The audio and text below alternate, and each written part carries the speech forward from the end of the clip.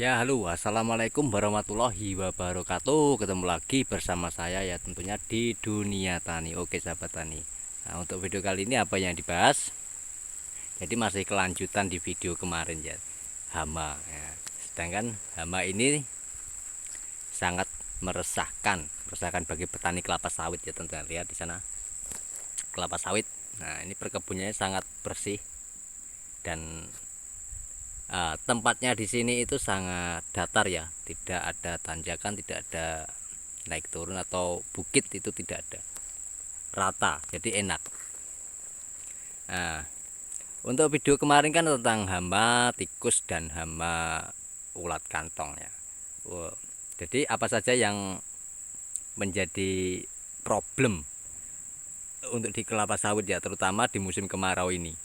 Nah, kita ngobrol santai lagi di sore hari ini. Oke, kita bahas tentang kelapa sawit ini. Jadi kendalanya itu apa saja? Yaitu pertama, kalau kekurangan air pasti sawitnya juga akan jelek. Yang kedua, kalau musim kemarau ini apa? Yaitu rawan kebakaran. Ini yang harus dihati-hati para pemanen-pemanen ya, terutama yang suka merokok ya, harusnya kalau mau merokok ya setelah merokok kita harus buang putungnya. Nah, kita buang putungnya ini pastikan tidak menyala lagi ya, supaya apa, tidak kebakar lahan kebunnya sendiri atau bisa merugikan orang lain ataupun diri sendiri ya. Oke, jadi ini temanya di sore hari ini kita akan bahas kelapa sawit dengan pencegahan supaya tidak kebakaran. Jadi banyak ya, terutama ya harus kayak gini yang seperti di video saya ini ya, bersih. Nah, tidak ada ranting-ranting yang berserakan, bahkan rumput kering itu tidak ada di sini ya. Bahkan yang ada cuma apa, pelepah, itu pun satu tempat, tidak berserakan. Kita susun rapi di situ. Tujuannya ya untuk memperkecil terjadinya kebakaran itu. Ya, oke. Jadi banyak faktornya. Yang kemarin itu hama, sekarang kalau musim kemarau ini banyak, di mana-mana kebakaran itu banyak sekali ya di musim kemarau ini. Nah, bisa dilihat bersih kan lahannya, tidak ada ranting-ranting kering, itu tidak ada. Ini memang disengaja dibikin bersih, ini apa tujuannya, untuk menghindari terjadinya kebakaran itu. Nah, untuk dampak kebakaran sendiri apa yang terjadi pada kelapa sawit? Nah, ini yang biasanya banyak petani keluhkan, dan gimana cara menanggulanginya setelah kelapa sawit itu terbakar itu gimana? Nah, kalau menurut saya untuk kelapa sawit ini meskipun terbakar itu akan tetap akan hidup. Meskipun itu akan proses lagi, uh, pembuatan pelepah, pembuatan daunnya ya, baru nanti 6 bulan selanjutnya itu baru pembuahan hasil buahnya, maksudnya hasil buahnya itu. Nah, sekitar 6 bulan sudah keluar buah, baru 6 bulan lagi kita produksi untuk panennya. Nah, sangat lama ya prosesnya. Maka dari itu sebelum terjadi kebakaran ya, makanya kita cegah dulu. Caranya ya kayak gini, kita bersihkan lahan. Nah, terus kalau yang waktu panen, yang biasa merokok, pastikan untuk putung rokoknya ini sudah mati ya, sudah mati. Pastikan itu. Jangan sampai nanti kebakar, jadi yang punya lahan maupun lahan pribadi sendiri itu akan merugi ke depannya itu. Kan sayang kalau sawit segini itu sudah kebakaran. Nah, bisa dilihat di dalam video ini ya, kelapa sawit di musim kemarau ini sudah ada 3 bulan yang lalu, sampai sekarang belum sampai hujan. Nah, tapi sawitnya masih hijau dan buahnya itu sangat luar biasa. Bisa dilihat di sana. Nah, itu ya. Oh, sangat buruk. Oke. Nah, buahnya itu luar biasa. Rahasianya apa? Kita memakai pupuknya organik ya. Sekali lagi sudah saya bahas di video-video saya sebelumnya itu, bahwa pemakaian pupuknya itu 95% itu organik. Nah, dan yang 5%-nya itu memakai kimia.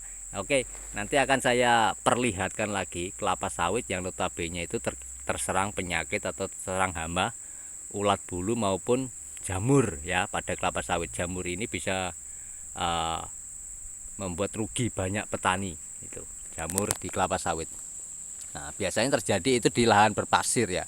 Jadi hati-hati yang punya lahan berpasir, perhatikan, nanti akan saya buatkan videonya.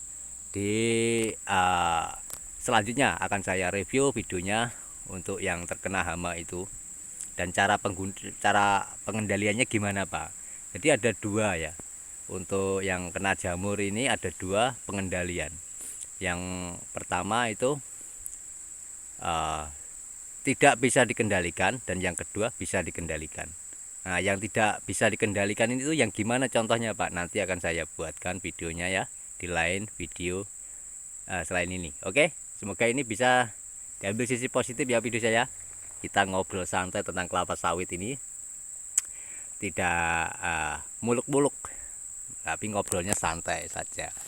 Yang penting apa yang ada di dunia nyata ya itulah yang kita terapkan di dalam video ini. Oke, semoga bisa menginspirasi petani-petani dan bisa menjadi apa ya, wawasan bagi petani. Oh iya, kalau saya memanen kelapa sawit ya jangan sampai kelapa sawitnya orang kebakar gara-gara putung rokok saya, itu jangan ya.